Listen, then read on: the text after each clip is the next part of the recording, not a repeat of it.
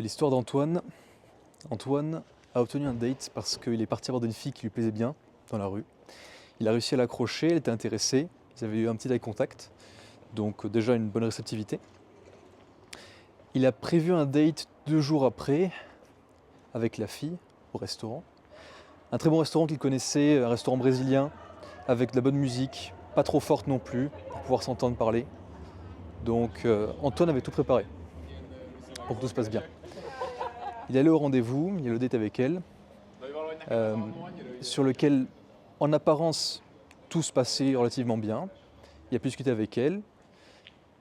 Elle a parlé un petit peu d'elle aussi. Mais il sentait qu'elle n'était pas plus intéressée que ça. Et effectivement, une fois le date fini, ils se sont dit au revoir, il ne s'est rien passé. Un jour après, plus de réponse. Elle disparaît complètement, il essaie de la relancer, il l'appelle, rien du tout. Rien n'y fait.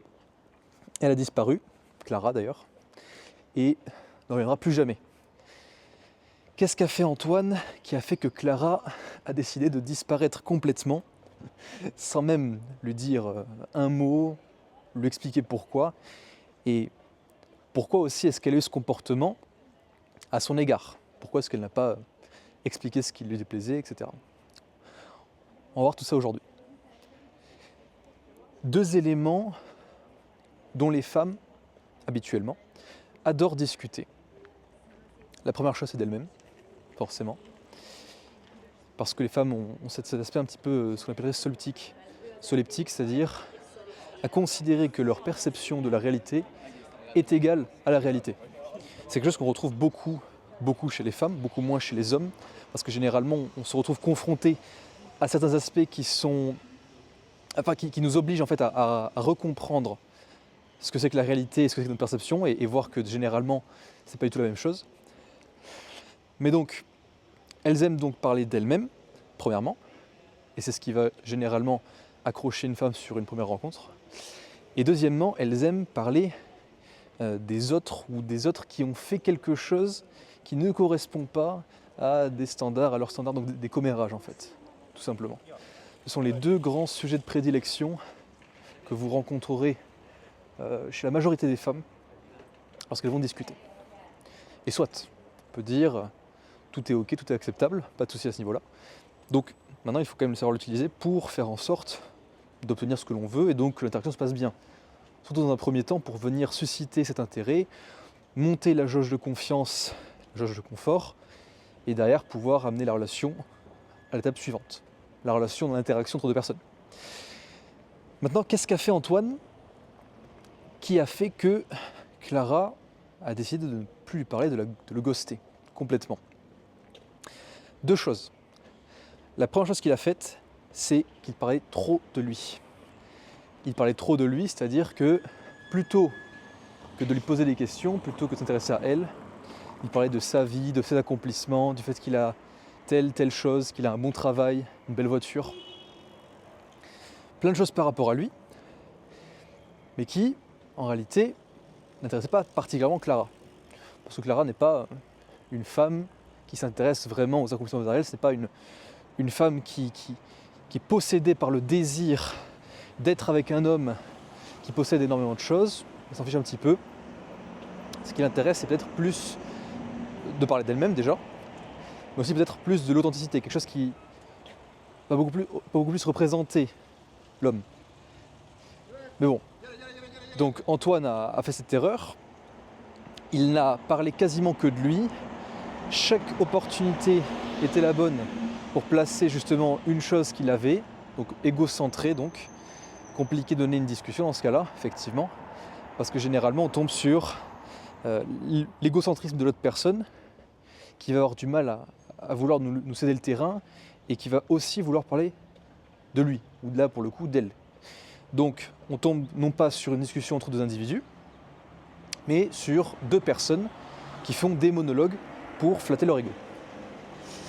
Donc, recommandation numéro 1, de mon expérience en tout cas, vous voulez faire en sorte que le date se passe au mieux, plutôt que de parler de vous, parler de votre vie, poser des questions, intéressez-vous à l'autre personne, quoi qu'il arrive, tout en faisant en sorte de garder en tête que si l'autre personne ne vous pose pas de questions, ne s'intéresse pas à vous du tout et qu'elle ne parle que d'elle, c'est quelque chose de disqualifiant.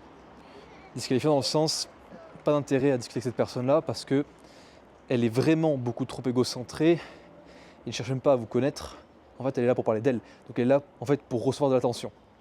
Donc là, on oublie quelque chose de très mauvais, vraiment pas pertinent. Maintenant, imaginons qu'on ait une deuxième personne qui cette fois-ci nous pose des questions, etc., qui s'intéresse à nous. Qu'est-ce qu'on fait? Option 1. On répond à sa question de la manière la plus précise et claire possible, comme si on était en classe. Option numéro 2. On lui renvoie une question sans répondre à sa question. Option numéro 3. On fait en sorte de lui faire deviner. 2 bonnes réponses à cette option. 2 bonnes réponses que sont la réponse B et la réponse C. Soit on lui renvoie une question, soit on joue aux devinettes. Ça c'est valable dans 80% des cas, parce que vous verrez que ce qui va jouer dans la tête de la demoiselle en face, c'est qu'il y a cette notion de mystère et de jeu. Et le mystère et le jeu sont 2 choses que les femmes adorent. Ce qui va permettre bien sûr de faciliter la communication, l'interaction, et de venir renforcer son intérêt auprès de vous. Donc très positif.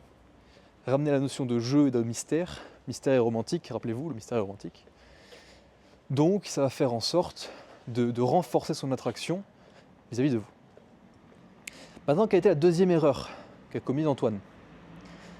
La deuxième erreur, c'est que, en plus que de ne parler que de lui, de ne pas s'intéresser à la demoiselle en face, il n'a pas remarqué les signes d'intérêt et de désintérêt qu'elle pouvait montrer à différents moments.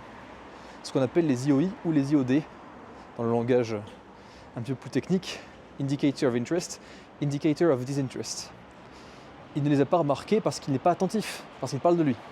Donc comment est-ce qu'on peut faire en sorte de remarquer justement ces aspects par rapport à la personne quand elle est intéressée ou désintéressée, si jamais on n'est pas attentif, si on ne regarde pas comment elle réagit, qu'on n'aura pas ses micro-expressions, la manière dont elle répond aussi, on ne peut pas. Tout simplement, on ne peut pas.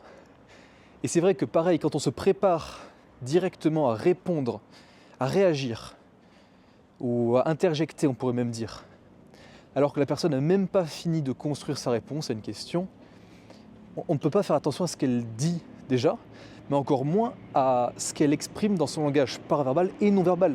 Parce qu'on est déjà concentré sur le fait de vouloir répondre le mieux possible à ce qu'elle va dire. Sauf qu'encore une fois, ce ne sera que partiel. Donc une technique qui m'a énormément servi pour passer d'être juste, on va dire, relativement intéressant, mais passable, à un rendez-vous, à être vraiment très apprécié, c'est le fait de switcher d'un mode où je cherche à réagir à la première chose qu'elle va dire, et donc parfois même à l'interrompre, à simplement attendre qu'elle ait fini, pour faire en sorte à ce moment-là de prendre quelques secondes, prendre un temps de pause, relativiser, ok, venir comprendre les implications et verbales et paraverbales et non verbales que j'ai pu observer, et enfin faire en sorte de formuler une réaction, une réponse cohérente. Et là on est bon. Ça c'est par rapport aux indicateurs d'intérêt. Indicateurs de désintérêt, très simple, est-ce que ce qu'on dit n'intéresse pas la personne? Ou est-ce qu'à l'inverse, dans notre comportement, notre manière d'agir, on avait quelque chose qui était déplaisant par rapport à la personne, qui va faire qu'elle va avoir par exemple un mouvement de recul, tourner la tête, regarder autre part, ce genre de choses. Donc là pareil, on peut voir qu'il y a quelque chose à changer, s'adapter encore une fois, parce que quand on communique, on veut faire en sorte d'être compris. Le but n'est pas du tout de communiquer pour soi, on n'est pas sur un monologue, mais bel et bien de communiquer pour notre auditeur. Donc, en connaissance de cause, on fait en sorte de s'adapter au mieux possible pour que la personne nous comprenne. Et là, si on voit que justement elle n'est pas réceptive à ce qu'on lui dit, ou qu'elle ne comprend pas, qu'est-ce qu'on fait? Plutôt que de répéter ou de continuer sur cette voie, on va soit reformuler, si elle n'a pas compris, par exemple si c'est dans une langue passerelle, donc en anglais, soit on fait en sorte de changer de sujet et d'arrêter de s'aventurer dans un endroit ou dans un lieu où elle ne porte pas d'intérêt, tout simplement. Et si jamais, effectivement, là il y a un red flag malgré tout, si jamais vous voyez que la demoiselle ne s'intéresse pas du tout à ce que vous pouvez lui dire, et que les questions qu'elle vous pose sont des questions qui sont vraiment bateaux, dans ce cas-là, bon, encore une fois, posez-vous la question, est-ce que vous voulez vraiment être là à ce date? Est-ce qu'elle est vraiment intéressante? Si ce n'est pas le cas et qu'elle n'apporte rien de constructif, dans ce cas-là, bien sûr, on oublie. Ça ne sert à rien. Voilà pourquoi Antoine s'est fait ghoster, tout simplement.